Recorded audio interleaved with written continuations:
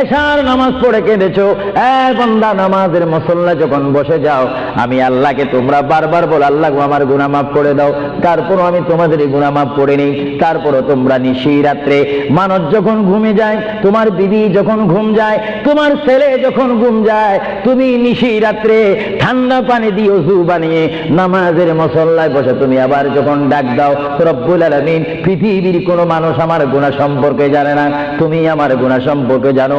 আমি এমন গুনাহ করেছি আমার বিবি জানে না, বিবি গুনাহ করেছে আমি জানি না। আল্লাহ তুমি সব কিচ্ছু জানো, হে আমার প্রভু তুমি আমাকে মাফ করে দাও। আমার আল্লাহ বলে, তারপরও যদি তোমাদেরকে আমি মাফ না করি, তারপরও বান্দা তোমরা আমার রহমতের দরজা থেকে ফিরে যাইও না।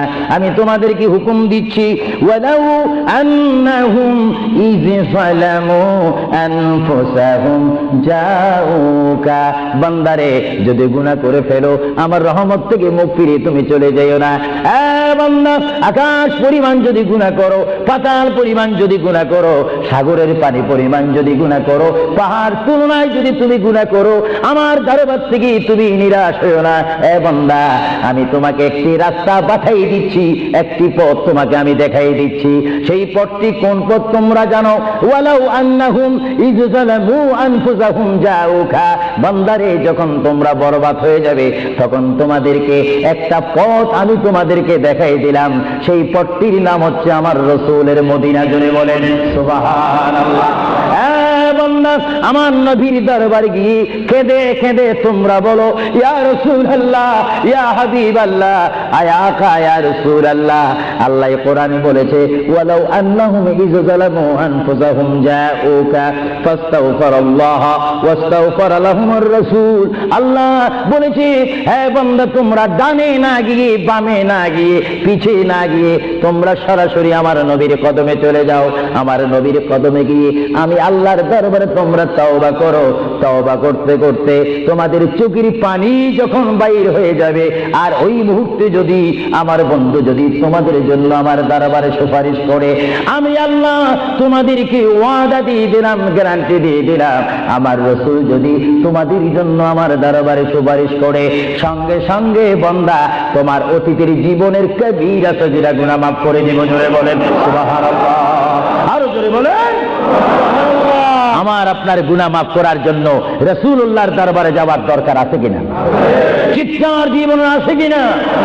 এটা কোরআনের অপব্যাখ্যা নয়, কোরআন শরীফের আয়াত। ওয়ালাউ আন্নাহুম ইয যালামু আনফুসাহুম জাউকা, যারা তাফসীরি পড়েছেন, তাফসীর জালালাইন পড়েছেন, টাইটেল পড়েছেন, বুখারী পড়েছেন, মুসলিম পড়েছেন, ইবনে মাজাহ পড়েছেন, ফিয়া সিত্তা পড়েছেন, হাদিস পড়েছেন, ইজমা পড়েছেন, কিয়াস মেনেছেন, উসুল মেনেছেন, বালাগাত মেনেছেন, মুনতিক মেনেছেন, শরীয়ত বুঝেছেন, তরিকত বুঝেছেন, হাকিকত বুঝেছেন, ইলমে লুদুনি পেয়েছেন, ইলমে তাসাউফ মেনেছেন, তারা অবশ্যই স্বীকার করবে মানুষের একমাত্র মুক্তির স্থান, পরিত্রাণের স্থান, আসলের স্থান, নাজাতের স্থান, আল্লাহ পাওয়ার স্থান মুহাম্মদুর রাসূলুল্লাহ কদম মোবারক। চিৎকার দিয়ে বলেন সুবহানাল্লাহ।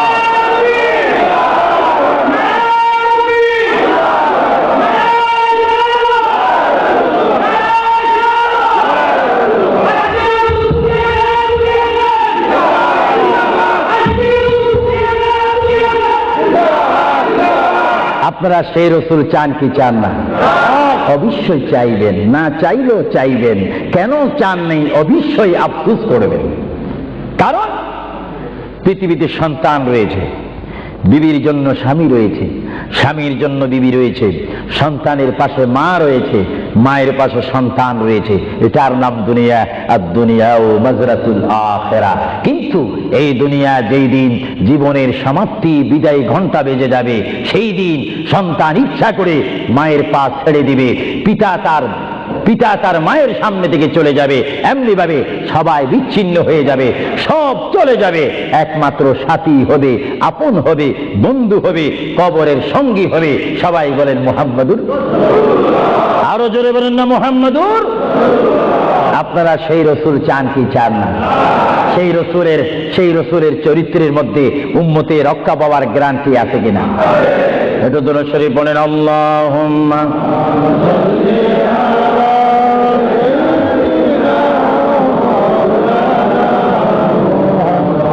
وعلى آل আলি